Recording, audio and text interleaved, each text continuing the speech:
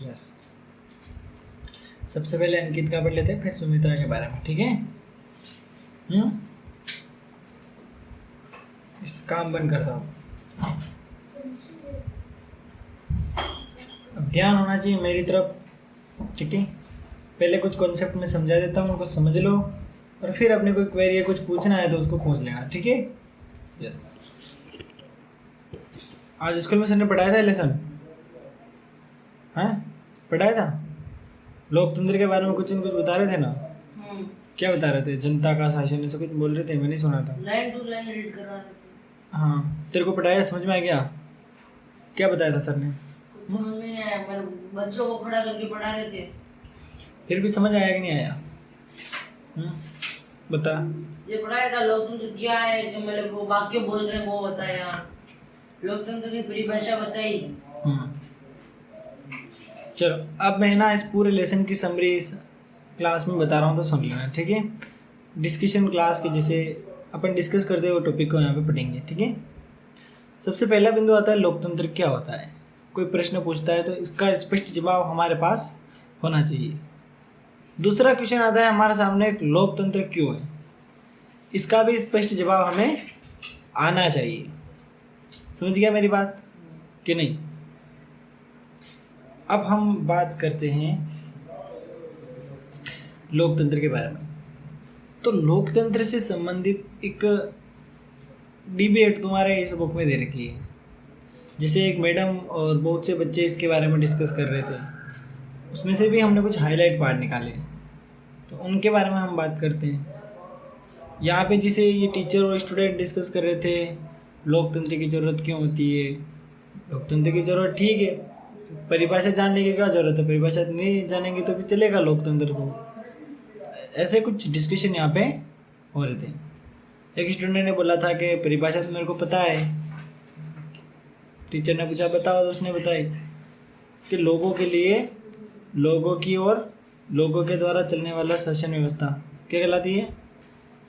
लोकतंत्र। ये परिभाषा किसके द्वारा कही गई थी? Abraham Lincoln. किसके द्वारा कही गई? एक स्टूडेंट आया, उसने डेमोक्रेसी के टुकड़े कर दिए। पहला कर दिया डेमोस, दूसरा कर दिया क्रेशिया। डेमोस क्रेशिया का क्या अर्थ निकाला बताओ? डेमोस का अर्थ निकाला लोक, क्रेशिया का मतलब क्या निकाला? शासन। तो इस प्रकार लोग भिन्न भिन्न परिभाषाएं लोकतंत्र की क्या कर रहे थे? बता रहे थे। यहाँ तक समझ में आया कि नहीं आया? लेकिन समय के साथ साथ क्या होता है कि ये परिभाषाएं बदल जाती है। अब्राहम लिंकन ने न जाने कब कहा, लेकिन आज लोकतंत्र की परिभाषा धीरे धीरे बदलती हमें दिख रही है। समझ गए यहाँ तक कि नहीं? तो ये फर्स्ट चैप्टर पर डिस्कस कर रखा है। अब लोकतंत्र की परिभाषा की बात करें तो बहुत ही सरल परिभाषा हम एग्जाम में लिख सकते हैं। वो ये है कि लोकतंत्र शासन का एक ऐसा रूप होता है जिसमें शासकों का चुनाव कौन करते हैं? लोग करते हैं। यस, रिपीट करो डेफिनेशन को। लोकतंत्र शासकों का एक ऐसा चुनाव है। जल्दी से रिपीट करो, याद करो, आएगा एग्जाम में, लिखना पड़ेगा। जल्दी से रिपीट करो। लोकतंत्र शासन का एक ऐसा रूप है जिसमें शासकों जनता का शासकों लोगों का चुनाव करती है। वापस बोल। लोकतंत्र शासन का एक ऐसा रूप है जिसमें शासकों का चुनाव जनता करती है। बहुत अच्छा। आगे से डेफिनेशन एक बार और बोल जा। लोकतंत्र शासन का एक ऐसा रूप है जिसमें शासकों का चुनाव जनता करती है। बहुत अच्छा। तो इस प्रकार ये डेफिनेशन हम क्या कर सकते हैं? कॉपी में लिख सकते हैं। ये चीज़ हमने यहाँ पे देखी इम्पोर्टेंट। आज हम इम्पोर्टेंट चीज़ें डिस्कस करेंगे जो एग्जाम से रिलेटेड है, ठीक है। ऐसे नहीं ये छूट गया, ये नहीं बताया, ये फालतू का छोड़ो। अब हम बात करते हैं लोकतंत्र की विशेषताओं की। तो एक जो लोकतंत्र होता है उसकी विभिन्न विशेषताएं होती है। जिस प्रकार पदार्थ की विशेषता होती है विज्ञान में, है ना, इस प्रकार लोकतंत्र की विशेषताएं भी होती है। तो अब उन विशेषताओं के बारे में हम बात कर लेते हैं।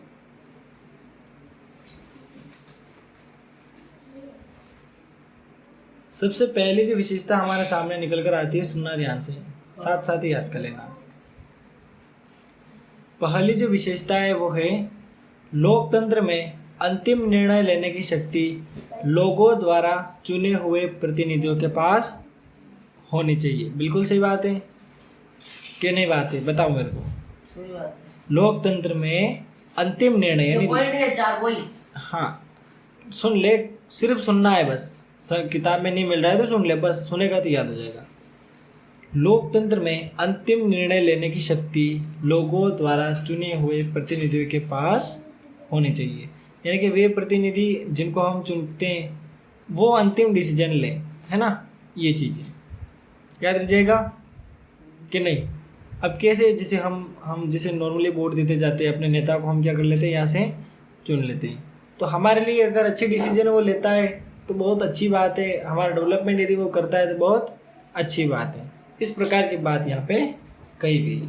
समझ गया कि नहीं? समझा नहीं समझा बता। ठीक है, फिर दूसरी विशेषता दे रखी है, लोकतंत्र निष्पक्ष और स्वतंत्र चुनाव पर आधारित होना चाहिए ताकि सत्ता में बैठे लोगों के लिए जीत हार के समान अवसर हो। यानी कि लोकतंत्र में जो चुनाव होता है वो निष्पक्ष रूप से होना चाहिए, है ना। ऐसे नहीं कि पैसे दिए जाए या फिर कुछ गलत तरीके से वोटिंग नहीं करानी चाहिए। वोटिंग हमेशा ईमानदारी से होनी चाहिए। यदि ईमानदारी से वोटिंग होती है तो वो जो सरकार होगी वो लोकतांत्रिक सरकार उसको हम कह सकते हैं। ठीक है, फिर आगे एक बात कही गई है, एक व्यक्ति एक वोट एक मोल। ये बहुत इंपॉर्टेंट है, यानी कि गरीब के वोट का जितना महत्व है उतना ही महत्व अमीर के वोट का होना चाहिए, यानी कि दोनों को इक्वलिटी मिलनी चाहिए। ठीक है, समझ गया कि नहीं? समझ गया। यानी कि हम और इसको ऐसे एक्सप्लेन कर सकते हैं, लोकतंत्र में हर वयस्क नागरिक का एक वोट होना चाहिए और हर वोट का एक समान मूल्य होना चाहिए, यानी कि सभी के वोट का मूल्य क्या होना चाहिए? समान। ये कॉन्सेप्ट है। अगला बिंदु है कानून और अधिकारियों का आदर। इसमें बिल्कुल ऐसे ही कहना चाहता है, यानी कि नेता भले विपक्ष का हो न पक्ष का हो, कानूनों की पालना दोनों को क्या करनी पड़ेगी? निभानी पड़ेगी। अगर कानूनों की पालना नहीं कर रहे हैं तो वो गलत होगा। यानी कि जो नियम एक गरीब आदमी के लिए लग रहा है वही अमीर के लिए भी लगना चाहिए। हेलमेट के पैसे गरीब के काट रहे हैं तो अमीर के भी काटने चाहिए, उसको साइड से नहीं निकालना चाहिए। समझ गया? ये लोकतंत्र कहता है। ऐसे शासन को क्या कहते हैं? लोकतांत्रिक सरकार। समझ गया कि नहीं? बता जल्दी से। ठीक है, क्लियर? बहुत आसान है, सिंपल लैंग्वेज में बता रहा हूँ, ज़्यादा हार्ड भी मैं नहीं बता रहा हूँ। अगला बिंदु है, एक लोकतांत्रिक सरकार संवैधानिक कानूनों और नागरिक अधिकारों द्वारा खींची गई लक्ष्मण रेखाओं के भीतर ही काम करती है। बिल्कुल स्पष्ट बात है कि कोई भी लोकतांत्रिक सरकार होती है उसको मतलब कानूनों के दायरे में रहकर लोगों का डेवलपमेंट करना चाहिए और अपने राह पर आगे बढ़ना चाहिए। कानूनों को भंग करके वो ये प्रकार वोट हासिल नहीं कर सकती है। समझ गए कि नहीं समझा? बता। आसान है, ये कुछ लोकतंत्र की विशेषताएं थी। ये सारी विशेषताएं तुम अपने घर से लिख के लाएगा, मेरे को चेक कराएगा। पेज नंबर ये तेरा काम है, सभी अलग अलग जगह ढूंढना मिल जाएगी। ठीक है, डार्क ब्लैक कलर में लिखी हुई है। ठीक है, क्या समझ में नहीं आ रहा है? पेज नंबर 1 से 9 तक देख लेना। लोकतंत्र की सारी परिभाषा ही यानी कि विशेषता दे रखी है तो उनको लिख लेना। हाँ, लोकतंत्र की विशेषता है तो सारी विशेषता लिखनी है। मतलब ये ब्लू कलर में पॉइंट है वो, इधर देखो ये पॉइंट। यस, अब लोकतंत्र क्या है ये तो हम समझ गए।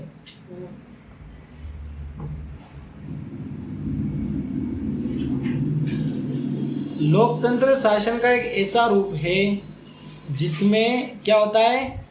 जनता अपने शासक को चुनती है। ये बात तो हम अच्छे से समझ गए और हमारे दिमाग में फिट भी हो गई। नेक्स्ट, अब बात करते हैं लोकतंत्र क्यों। अगर लोकतंत्र नहीं होता तो क्या होता? पहली बात, देश का विकास नहीं हो पाता।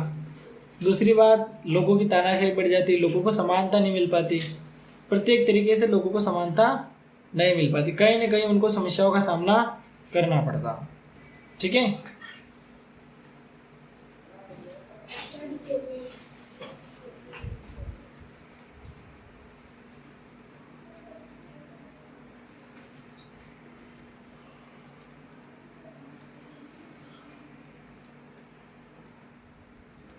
और कुछ ऐसी चीज़ें डिस्कस करते हैं जो हमारे लिए ज़रूरी है और एग्जाम में इससे रिलेटेड क्वेश्चन पूछे जाते हैं। ठीक है,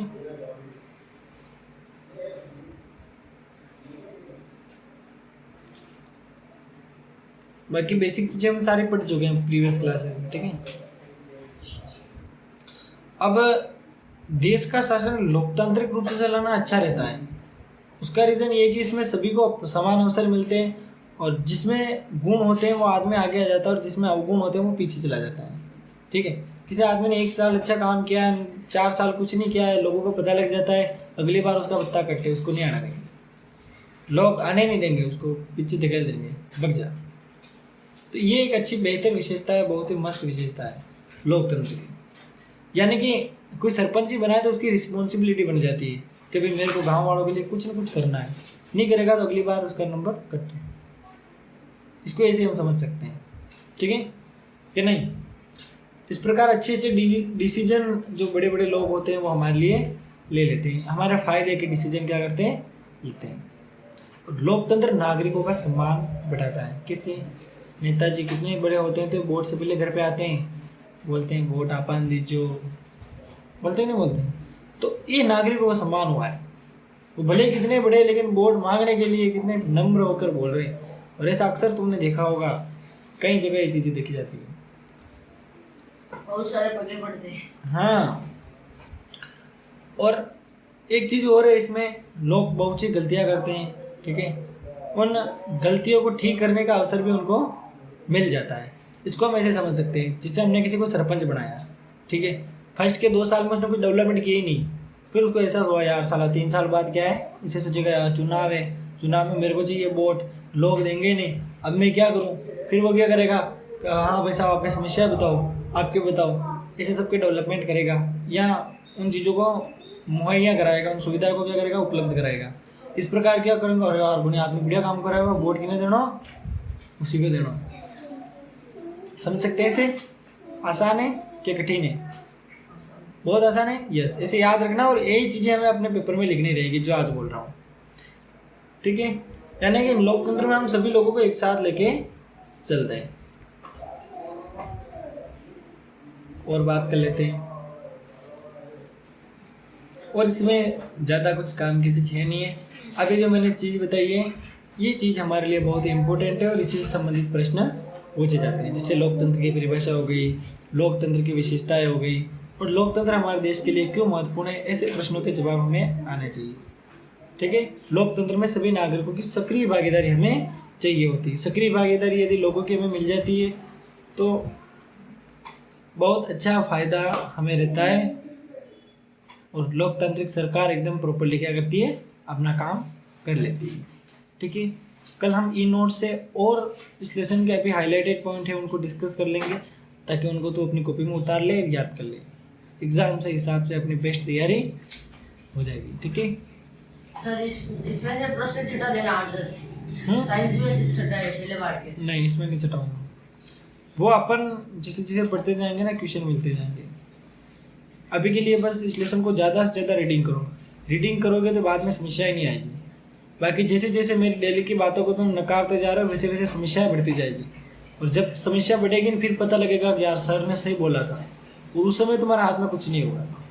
तो अभी से ही तुम पढ़ने लग जाओ, लाइन टू लाइन रीड करो, अच्छे से पढ़ो, डेली का काम डेली करो। मैं 1 घंटा यहाँ पे 1 घंटा डेली यहाँ पढ़ा रहा हूँ, तो तुम भी घर पे 1 घंटा डेली पढ़ो। एजुकेशन में बेस्ट रिजल्ट चाहिए तो मेरी बात माननी पड़ेगी। ठीक है, तो कल घर पे नहीं पढ़ाया, मेरे को पता है, तो नहीं पढ़ा ना, नहीं पढ़ा है, मैं बता सकता हूँ, पर इसका रिजल्ट तुम्हें देखने को मिलेगा। कल आपने पढ़ा ही नहीं, कल छुट्टी थी, वहाँ से 11 बजे आया था। फिर भी पढ़ लेता, सुबह उठे होते ही यहाँ पर आए ना, घर पे पढ़ लेता, 11 बजे आया। तो आज पढ़ लेता, आज पढ़ा घर पे, नहीं पढ़ा है, अभी पढ़ता हूँ। नहीं, यहाँ की पढ़ी नहीं लेकिन सकता बेटा। तो ये बहाने बहुत सारे होंगे जो हमारे रिजल्ट को डाउन करेंगे। ठीक है, तो अगर तेरे को अप डाउन करना है, थोड़ा सा ऊपर जाना है, लेवल अपना सुधारना है, तो न्यू इम्प्लीमेंट करने पड़ेंगे। ठीक है, अब बात करते हैं 12th क्लास की। सुमित्रा ध्यान से सुन।